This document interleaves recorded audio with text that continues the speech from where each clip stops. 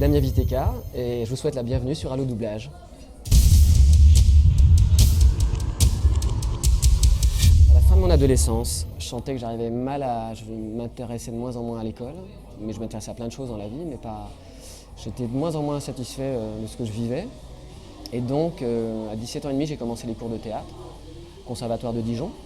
J'ai passé 3 ans, je suis sorti avec un prix à l'époque, et puis j'ai préparé le concours du Conservatoire de Paris ensuite, et puis ça a changé ma vie.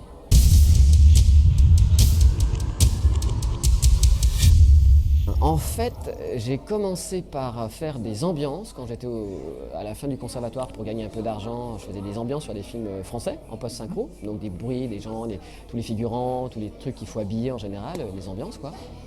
Et puis de fil en aiguille, on a parlé de moi à quelqu'un qui m'est venu me voir au théâtre et qui a pas tellement aimé la pièce mais qui était resté quand même jusque sur le premier scène et qui m'a rappelé 2 jours plus tard pour me dire vous m'avez fait rire, je vous fais passer un essai.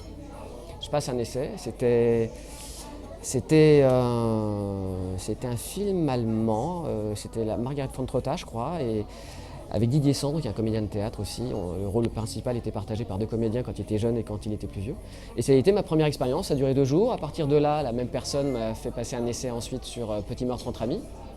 J'ai pas fait de doublage après pendant 1 an, j'en faisais un par an, un rôle principal, mais après il y a eu Trainspotting, après il y a eu Une vie moins ordinaire, et puis est arrivée l'audition pour Roméo et Juliette, et c'était Laura Koffler, la personne qui m'a mis le pied à l'étrier, et ensuite Hervé Ikovic. Et puis ces 2 personnes seulement me connaissaient, et j'avais bossé avec personne d'autre, et ensuite les gens m'ont fait passer des essais, peut-être parfois même alors que ça ne leur était pas demandé par le client, mais pour me tester. Et donc à partir de Titanic, les choses se sont un peu enchaînées, quoi.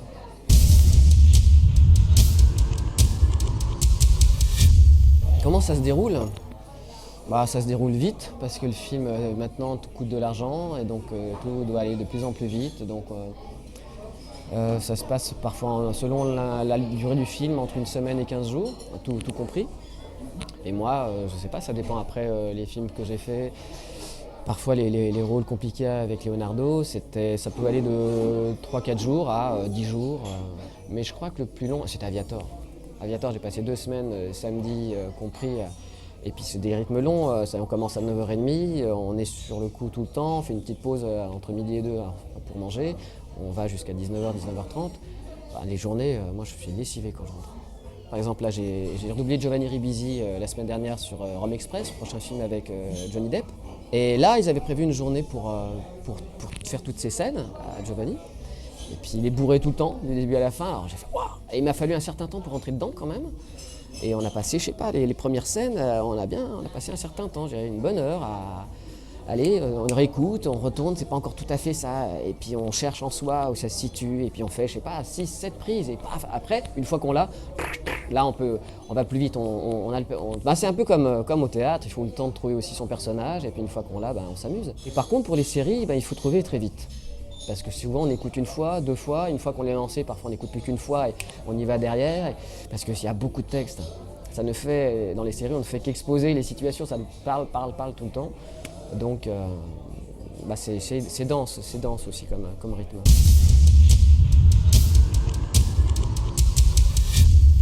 Moi j'aime bien les jeux vidéo, mais c'est pas forcément facile à faire parce qu'on est perdu. Le micro, on a souvent un écran d'ordi à côté avec je sais pas comment on appelle ça, l'image de la voix qui passe et on voit le début, la fin et puis on doit se caler par rapport à ce qui a été fait souvent en américain. Mais on est un peu seul, quoi. On a l'impression de jouer dans le désert, c'est un peu déstabilisant.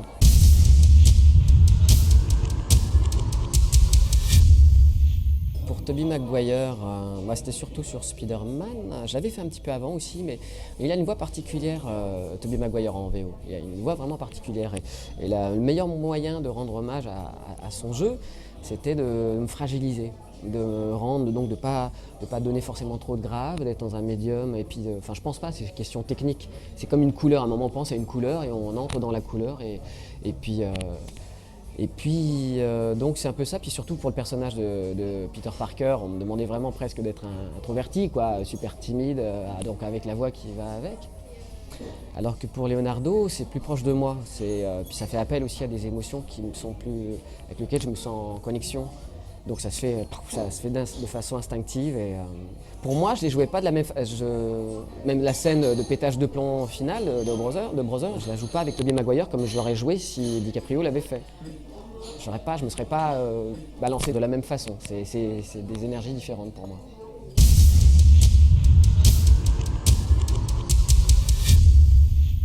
C'est le choix de certaines personnes au sein de la Warner qui distribuent le film et c'est leur droit.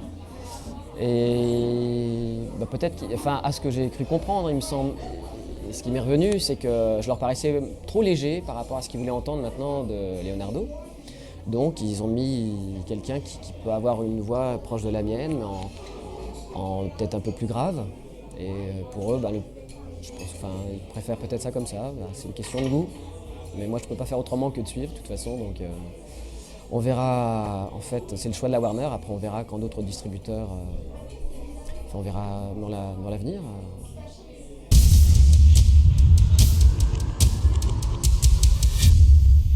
Mais il faut écrire à la Warner, il faut faire part de son mécontentement et surtout pas être insultant, mais expliquer. Parfois, moi, sur ma page Facebook, là, de temps en temps, je lis des choses aussi. Les gens sont très touchants, ça me touche beaucoup de tout ce qu'ils disent parce que c'est argumenté, parce qu'ils m'expliquent aussi le plaisir qu'ils ont par rapport à certains moments. Et c'est drôle de voir certaines scènes qui restent incrustées comme ça. Il m'est arrivé une fois de débarquer à l'autre bout du monde, à Tahiti, et je me pose, et c'était après Titanic. Et les personnes chez qui j'étais dans une pension familiale, et je vois traîner Trainspotting. Et je dis, c'est marrant, j'avais travaillé là-dessus. Ah bon? Forcément, toujours de l'étonnement. On en vient à parler de mon boulot en général, et je parle de Titanic, et là, la fille chez qui j'étais, elle était remplie d'émotions, elle me dit « mais c'est toi qui dis ?» Et elle me sort tout d'un coup toute une scène, je crois que c'est le moment où DiCaprio descend, va rattraper Kate Winslet qui devait partir dans la chaloupe et qui finalement a changé d'avis et est descendu à l'étage inférieur et il arrive. Et elle me sort cette scène en ayant les larmes aux yeux et ça me touche forcément de voir qu'à un moment l'émotion est partagée, que parfois sur des petites choses où on met des choses un peu personnelles, ça atteint sa cible. Et moi c'est mon plaisir d'acteur.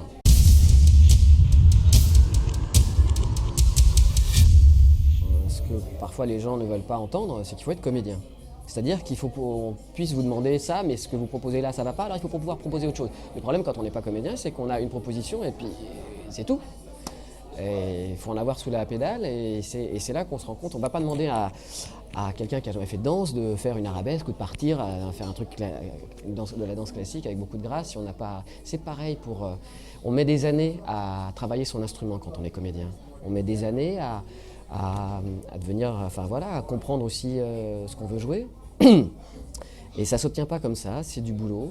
Et quand les gens, parfois, que je croise dans les couloirs de doublage viennent et quand je pose la question « mais vous faites quoi, vous êtes comédien ?» « Non, je veux faire que du doublage. » Là, je dis « mais vous n'allez même pas comprendre ce qu'on va vous demander. » Donc, je suis un peu dur, mais il faut être comédien. Leonardo, je l'ai rencontré. C'était à l'occasion de la sortie de La Plage.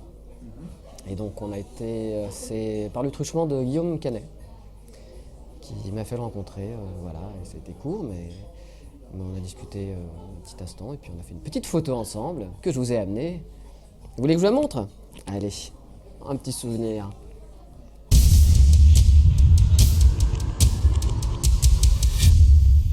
Vous faites quelque chose à côté, vous faites de votre vaisselle, vous avez la télé allumée avec un film qui passe. Voilà. Vous n'avez pas les images, vous n'entendez que les voix. Vous entendez les séries. Donc pour beaucoup, quand c'est fait à la va-vite, vous entendez que c'est vraiment pas du bon doublage. Et puis parfois, vous êtes à un moment, vous êtes occupé, et puis vous avez la scène qui arrive, vous entendez les gens, puis ça vous donne envie de plonger dans le film, comme les films magnifiques. À chaque fois, on a beau les connaître par cœur, on regarde une scène, et puis après on a envie de voir une deuxième. Et un bon doublage, c'est un moment, même sans les images, vous êtes dans la situation. On a l'impression qu'il a été fait en français. Ça se parle, ça joue sa vie entre les gens. C'est peut-être ça.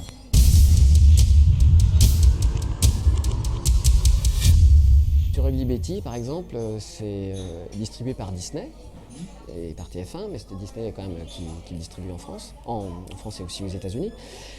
Et on me fait passer des essais. Perret Pradier m'appelle pour faire passer des essais sur Marc, le gars qui était la grande folle de la bande. Et TF1 ne voulait pas entendre parler du mec qui fait la voix de DiCaprio, je savais que ça passerait pas. Et je me souviens de cette journée d'essai où TF1 a jeté, il y avait aussi plein de rôles, il n'y avait pas que le mien, TF1 a jeté tous les rôles ce jour-là que Perret Pradier proposait, sauf le mien où ils m'ont gardé. Et enfin voilà, comme quoi il faut lutter contre les idées reçues. Et moi, c'est aussi mon plaisir de jouer des choses complètement différentes et même parfois de me dire mais est-ce que je vais y arriver? Est-ce que je suis capable de le faire? J'en sais rien, tiens. Oh, j'ai un peu peur là. Allez, on se met en danger et on y va.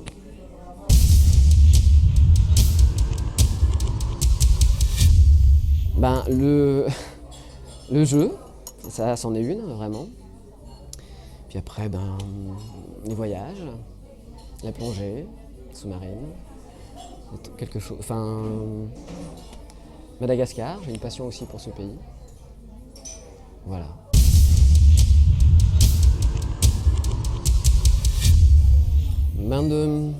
Souvent, ce que je sens maintenant chez les jeunes, c'est comme si on avait une envie surtout de reconnaissance directe. Même si on n'a rien fait, on a envie d'être connu.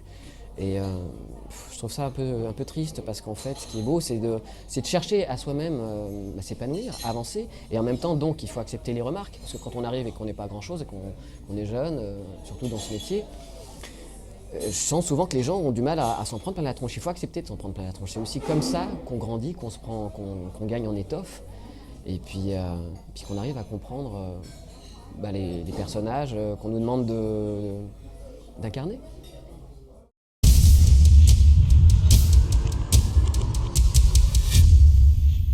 Je vous remercie tous de votre soutien, pour ceux aussi qui ont écrit sur mon petit mur Facebook. Et puis j'espère qu'avec le temps, dans quelques années, ou je sais pas, dans les prochains films, on se retrouvera sur Leonardo. Et si ce n'est pas le cas, en tout cas, vous m'entendrez sur d'autres choses, j'espère encore pendant longtemps.